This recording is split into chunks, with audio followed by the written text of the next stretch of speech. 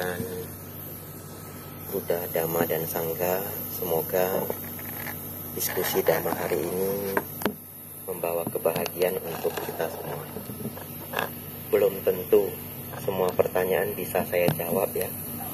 Sesungguhnya harapan saya itu membuat diskusi Dhamma itu agar dekat dengan keluarga wihara, para pengurus, dan siapa yang aktif.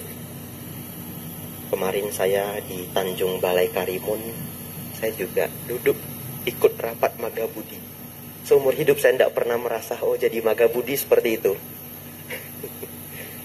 Walaupun sepanjang rapat saya diam saja, mendengarkan. Oh, banyak juga persoalan di lapangan yang kami para biku tidak pernah terpikir. Masalah surat menyurat, masalah di sekolah, guru sekolahnya kurang, dan sebagainya. Setelah selesai ikut rapat, saya memberikan sharing Dhamma. Jadi diskusi Dhamma hari ini sesungguhnya niatnya agar selain saya menjalankan tugas sebagai biku, juga agar kita semua lebih semangat dan lebih dekat. Tugas biku itu ada 5. Selalu saya ulang. Kalau saya di wihara ada samanera, samaneranya saya suruh hafal. Tugas Pabajita, tugas biku itu ada 5. Yang pertama, mendengarkan Dhamma. Karena di zaman Sambuddha belum ada buku. Nah, zaman sekarang bisa kita ganti, belajar Dhamma. Tetapi bahasa Sutta tetaplah mendengarkan Dhamma. Yang kedua, merenungkan Dhamma. Yang ketiga, mendiskusikan Dhamma. Yang keempat, mengajarkan Dhamma. Yang kelima, bermeditasi. Kita ulang sekali lagi biar hafal ya. Karena ada gunanya, Bapak Ibu hafal ada gunanya. Yang pertama, mendengarkan Dhamma. Yang kedua, merenungkan Dhamma. Yang ketiga, mendiskusikan Dhamma. Yang keempat, mengajarkan Dhamma. Yang kelima, bermeditasi. Kemudian Sang Buddha mengatakan, seorang biku yang melakukan setidaknya 1 dari 5 hal ini, ia tidak pantas dicela. Jadi hari ini Bapak Ibu membantu saya melaksanakan tugas mendiskusikan Dhamma. Anumodana untuk kita semua. Nah, sekarang saya lanjutkan. Karena kita sedikit, jadi tidak usah buru-buru ya. Kenapa Bante? Tugas biku itu 5 ini. Ini job desk biku yang sesungguhnya. Karena 5 ini adalah proses untuk mencapai nibbana. Bisa seseorang mendengarkan Dhamma mencapai nibbana? Proses awal. Bante Sariputta, Bante Moggallana hanya mendengar 1 kalimat, beliau berdua mencapai Sotapanna. Tingkat kesucian tingkat pertama. Segala sesuatu yang berkondisi pastilah akan hancur. Mungkin bahasanya kurang rapi, tapi lebih kurang begini. Segala sesuatu yang berkondisi pastilah akan hancur. Ini sering saya ulang di mana-mana. Mana tahu ada yang berbakat seperti Bante Sariputta ya. Mendengarkan 1 kalimat kemudian tercerahkan. Segala sesuatu yang berkondisi pastilah akan hancur. Semalam juga saya bahas. Apa maksudnya? Yang berkondisi itu misalkan tubuh kita. Tubuh kita ini muncul karena kondisi. Perlu ditopang oleh nutrisi, oleh oksigen. Datang dari kondisi di mana dilahirkan oleh ibu. Nah, tubuh kita berkondisi. Satu hari tubuh ini akan hancur. Dimakan cacing. Kalau dikubur. Kalau dibakar, dimakan oleh suhu menjadi abu.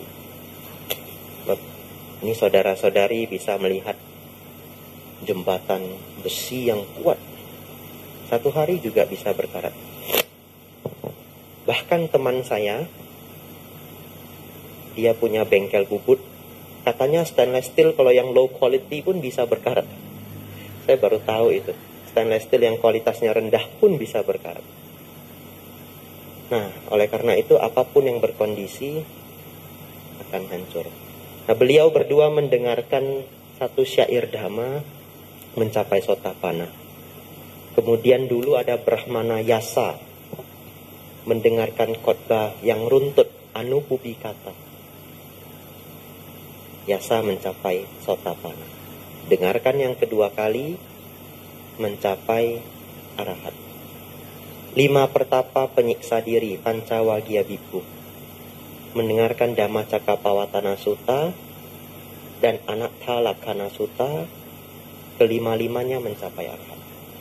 Oleh karena itu mendengarkan dhamma ini adalah proses belajar untuk mencapai kesucian, bahkan hingga ke arahatan. Yang kedua, merenungkan dhamma. Bagaimana merenungkan dhamma itu adalah proses pencapaian nibbana. Pernah satu hari, satu waktu, para bhikkhu berkumpul, kemudian mendatangi Bhante Sariputta. Bhante Sariputta itu yang sebelah kanan. Sebelah kiri Bhante Moggallana. Bhante Sariputta sebelah kanan dikenal dengan Bhante yang bijaksana setelah Sang Buddha. Bhante yang paling bijaksana setelah Sang Buddha. Sebelah kiri Bhante Moggallana adalah Bhante yang paling sakti setelah Sang Buddha. Ini kebetulan wajahnya mirip ya, supaya produksinya lebih hemat. Sesungguhnya tidak ada yang tahu juga beliau berdua wajahnya itu bagaimana. Tapi beliau berdua itu lahir dari keluarga Brahmana yang kaya raya. Harusnya beliau berdua juga gagah dan rupawan. Nah, para bhikkhu mendatangi Bhante Sariputta, kemudian bertanya, Bhante, bagaimana seorang putu jana atau seseorang yang belum mencapai kesucian bisa mencapai kesucian? Tingkat pertama, kedua, ketiga, dan keempat. Tingkat kesucian hanya ada 4 tingkat. Bhante Sariputta lantas menjawab, lebih kurang seperti ini. Seorang putu jana bermeditasi atau bersamadhi, menenangkan pikiran, kemudian keluar dari samadhi, merenungkan pancakanda. Pancakanda itu sederhananya tubuh dan batin. Ya, sederhananya tubuh dan batin. Jadi seseorang masuk dalam samadhi, keluar dari samadhi, merenungkan tubuh dan juga batin.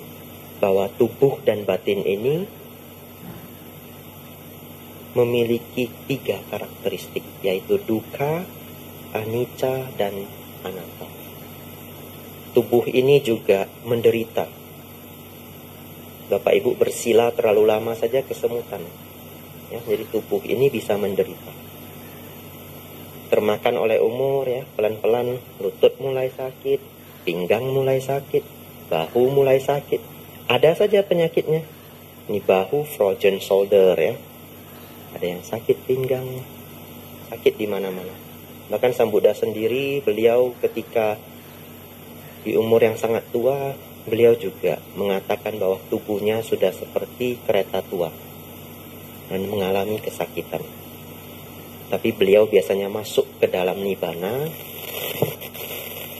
Ketika di dalam samadhi, beliau tidak ada kesakitan. Nah, batin juga bisa menderita. Ya, batin juga bisa menderita. Kemudian tubuh dan jasmani juga anicca. Tubuh dan batin juga anicca ya, berubah-berubah, tidak kekal. Kemudian anatta, bukanlah diri. Nah, seorang putu jana merenungkan pancakanda dapat diharapkan mencapai Sotapanna. Kemudian Bhante Sariputta melanjutkan, seorang Sotapanna masuk ke dalam samadhi, keluar dari samadhi merenungkan pancakanda. Seorang Sotapanna dapat diharapkan mencapai Sakadagami. Dan dengan proses yang sama, Sakadagami mencapai Anagami, Anagami mencapai arahat. Oleh karena itu, tugas bhikkhu yang kedua, merenungkan dhamma, jugalah sebuah proses untuk mengurangi kotoran batin. demi pencapaian nibbana. Yang ketiga, mendiskusikan dhamma. Ya tentu ya, mendengarkan saja bisa, apalagi diskusi, karena diskusi itu dua arah. Yang keempat adalah mengajarkan dhamma. Tentu saja, sesekali kita mengajar, ketika mengajar muncul inspirasi. Apa yang dahulu belum kita pahami sepenuhnya, ketika kita dipaksa untuk mengajar, tiba-tiba muncul inspirasi, oh iya ya, begini cara menjelaskannya yang lebih gampang. Kita sendiri menjadi lebih paham. Bahkan saya sendiri sering ada umat tanya jawab seperti ini, tiba-tiba muncul inspirasi yang selama ini tidak terpikirkan saya. Dan itu terpicu dari pertanyaan para umat Buddha. Dan yang terakhir, bermeditasi. Tentu meditasi adalah latihan kita untuk menenangkan batin, mengurangi kotoran batin. Ya, ini mengenai 5 tugas bhikkhu. Karena sedikit yang hadir ya, jadi saya beri penjelasan yang panjang di awal. Ya, sekarang mari kita buka sesi tanya jawab. Saudara-saudari yang hadir ingin bertanya, silahkan.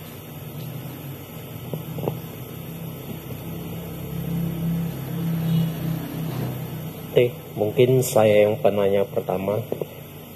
Ada pertanyaan yang sebenarnya ingin saya tanyakan. Jadi saat-saat menjelang kematian itu kan katanya bahwasanya kalau kita bisa mengontrol pikiran kita, maka kita akan terlahir di alam yang lebih baik. Itu yang pernah saya dengar, Bante. Jadi kalau orang yang sudah bermeditasi sampai tingkat jana, itu kan katanya berdiam di jana.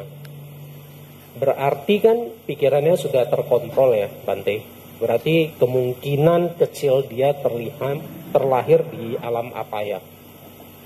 Tapi yang kita ketahui bahwa Sang Buddha waktu masih bodhisatwa, beliau juga pernah jatuh ke alam-alam apaya, misalnya alam binatang, alam neraka. Padahal seorang bodhisatta kan seharusnya pikirannya sudah terkontrol dengan baik, bisa berdiam dalam jana. Jadi apakah walaupun pikiran kita terkontrol, kita berdiam dalam jana juga tidak bisa memastikan bahwa kita terlahir di alam yang lebih baik, bukan alam apaya.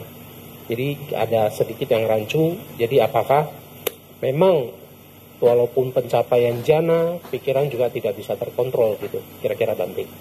Nah, itu yang pertanyaan saya, Bante. Saya punya sedikit rasa penasaran. Karena tentu tidak semua buku dhamma pernah saya baca ya. Boleh tahu enggak di mana kisah tentang bodhisatta itu jatuh ke alam apaya? Saya pernah baca ceritanya di sharing YouTube bahwa dikatakan bodhisatta dulu pernah terlahir sebagai binatang yang mungkin superior. Kalau alam binatang itu kan juga alam apaya gitu, Bante. Jadi ya itu yang kita bingung kenapa masih bisa gitu.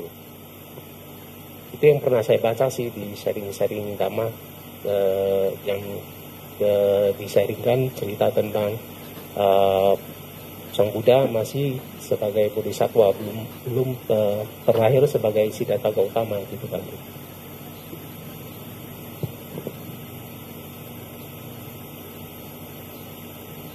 Pertanyaan ini agak sulit saya jawab karena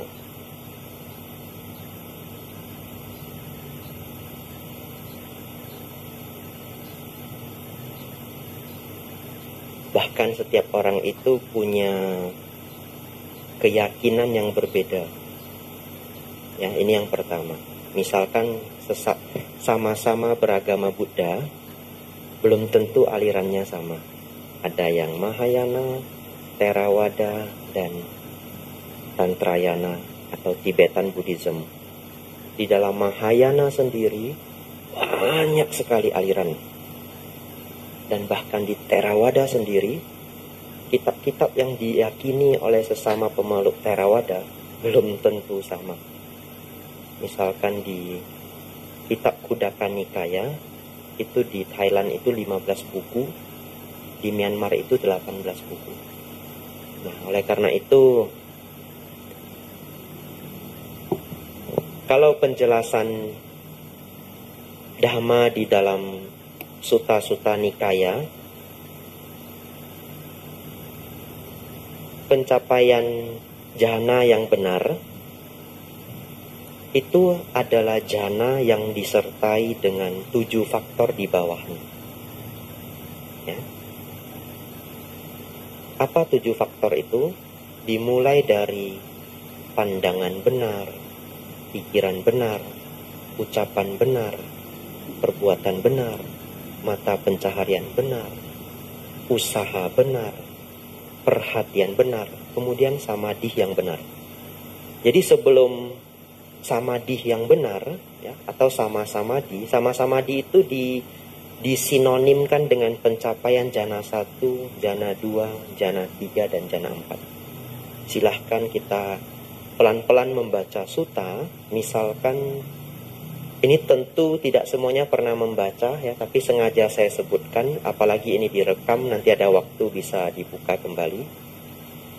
Misalkan kita membaca Majjhima Nikaya 4, Bahaya Bhairawa Sutta. Di sana Bodhisatta akan menjelaskan bagaimana beliau secara step by step beliaunya melatih pikiran beliau. Dan beliau menjelaskan bagaimana proses beliau berlatih hingga jhana pertama, jhana kedua, jhana ketiga, jhana keempat. Nah,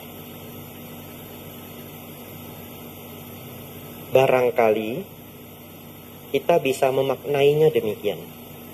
Kalau jhana tidak disertai dengan 7 faktor di bawahnya tadi, yang dari pandangan benar hingga perhatian, yaitu 1 sampai 7 yang ada di Jalan Mulia berunsur 8, maka itu adalah jhana yang belum disebut sama-samadhi.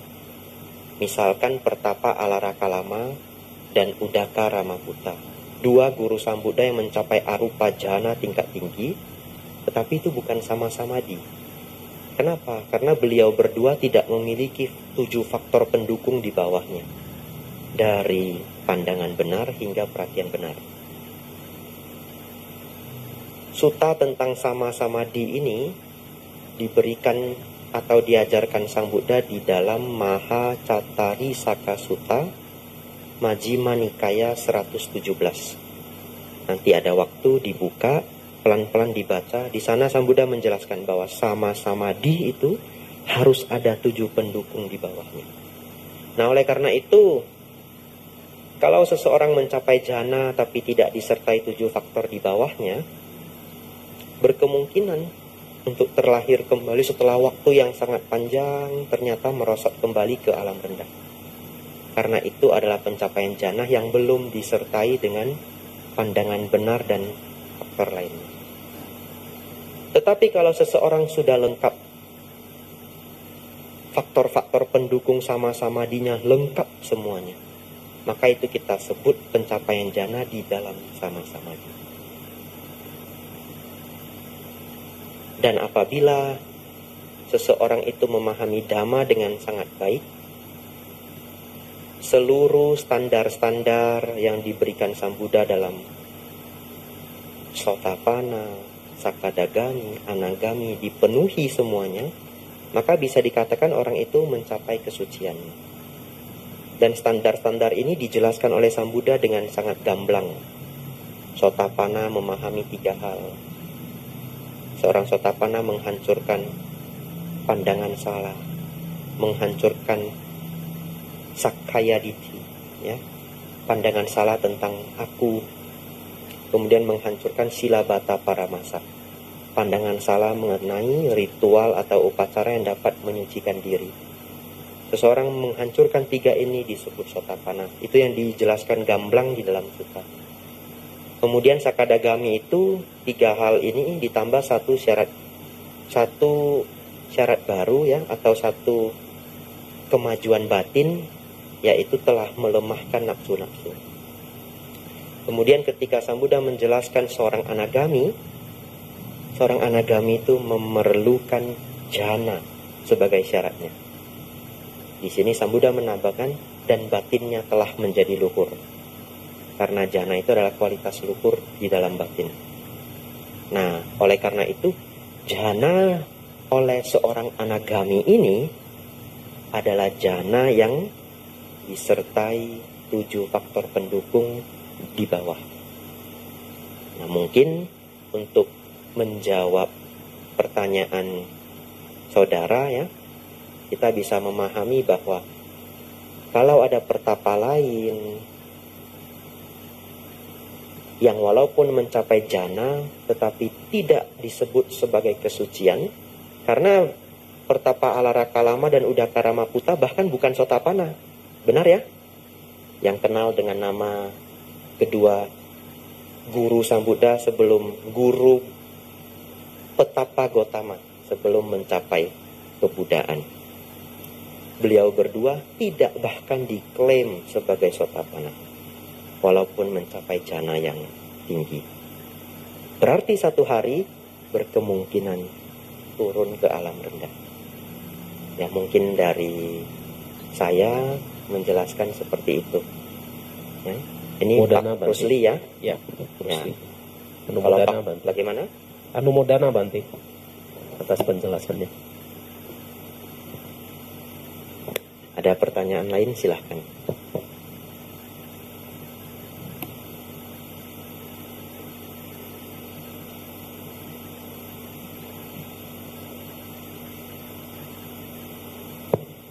Nama saya Susanto, Bante. Yang mau saya tanyakan tadi kan kata Bante kan merenungkan Dhamma. Jadi sesudah keluar dari samadhi kita harus merenungkan 5 kanda, pancakanda. Jadi kanda pertama kan kanda rupa ya, kedua wedana, ketiga sanya, sankara dan winyanya. Yang saya tanyakan bisa Bante jawab mengenai sanya, sankara dan winyanya Bante. Itu aja Bante.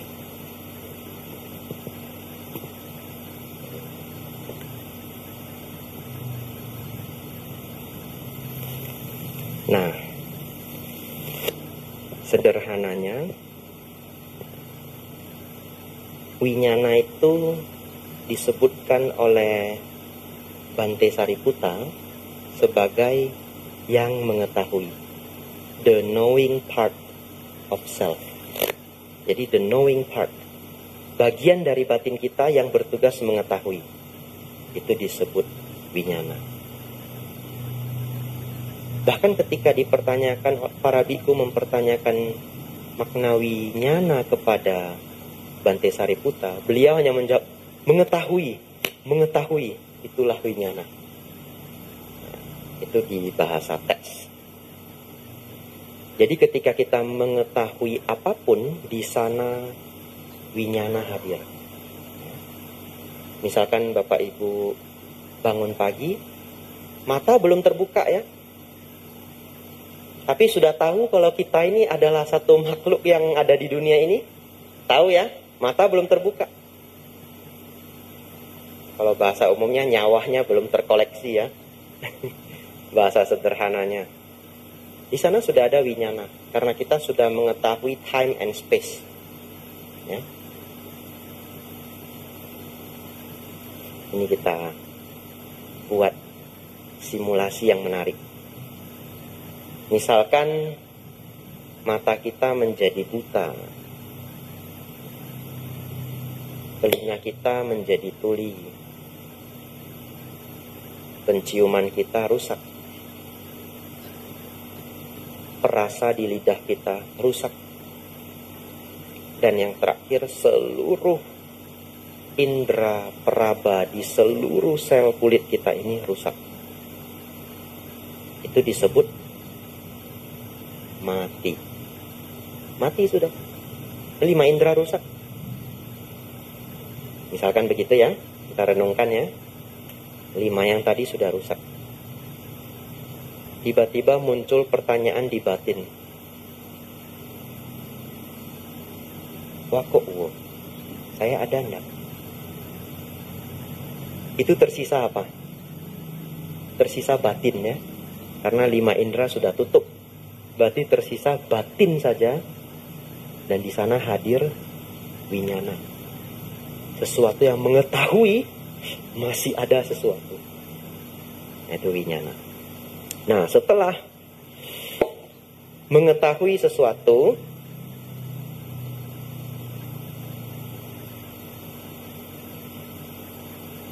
sanya itu yang bertugas memberi makna atas apa yang kita ketahui. Itu sanya. Di penerjemahan buku di bahasa Indonesia sering diterjemahkan pencerapan ya, tapi di bahasa Inggris diterjemahkan perception.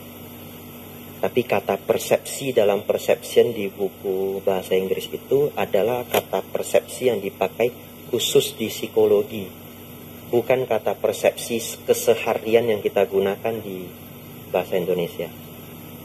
Nah, di psikologi, persepsi itu adalah bagian di otak kita yang memberi makna.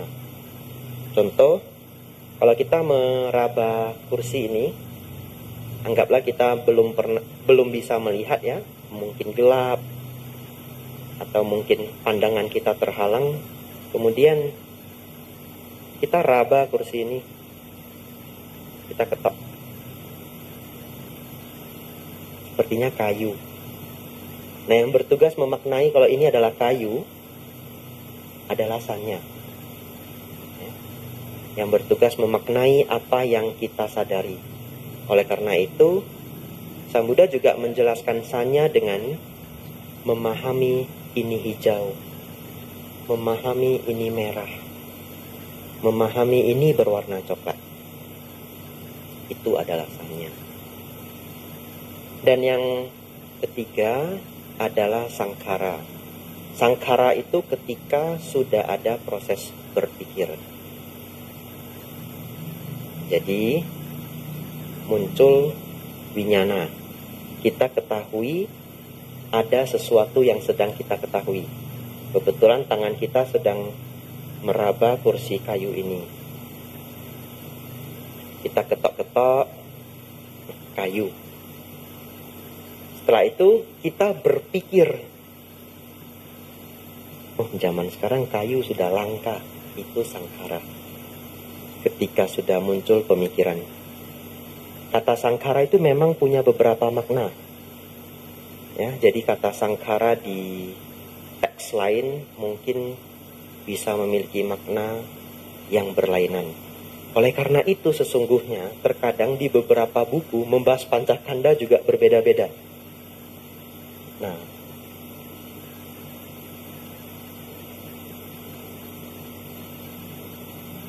jadi sangkara itu ketika sudah muncul pemikiran, bentuk-bentuk pikiran, untuk konteks pancakanda.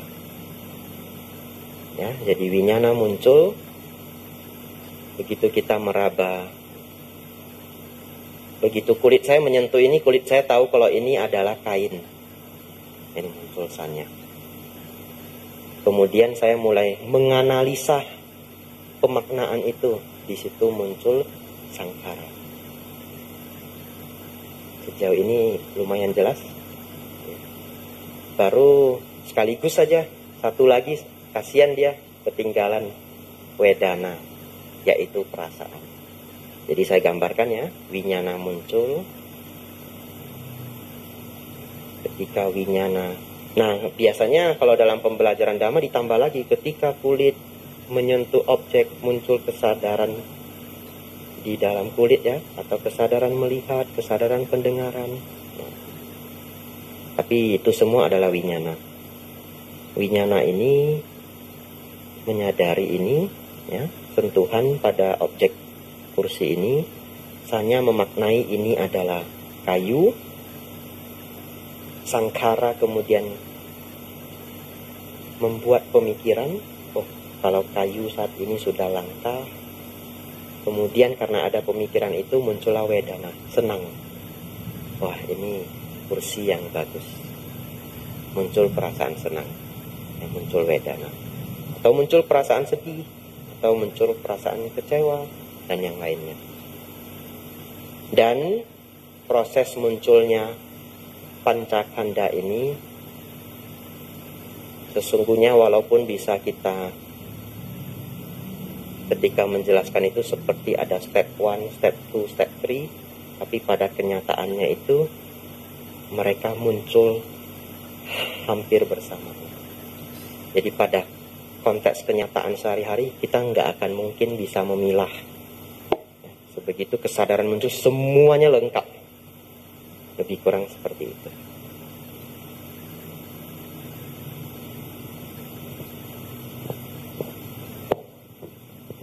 Bante, kan dikatakan itu pacakan yang batin, Bante.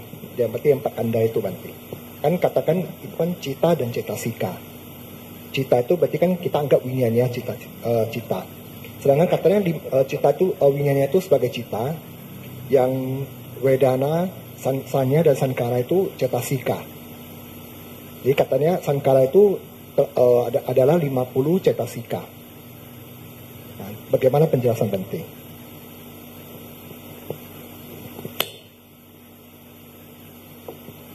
Itu masuk ke penjelasan teks Abhidhamma ya.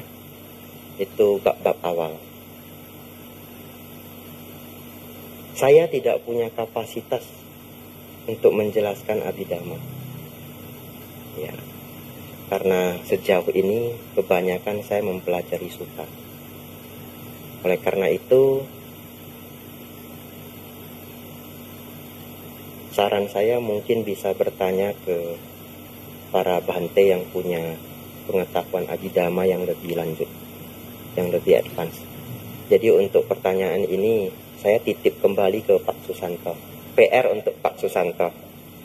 Ya. Kalau saya tidak bisa menjawab, saya tidak akan mengarang. Ya, saya akan mengatakan saya tidak bisa menjawab. Dan itu bukan sebuah persoalan dalam proses belajar.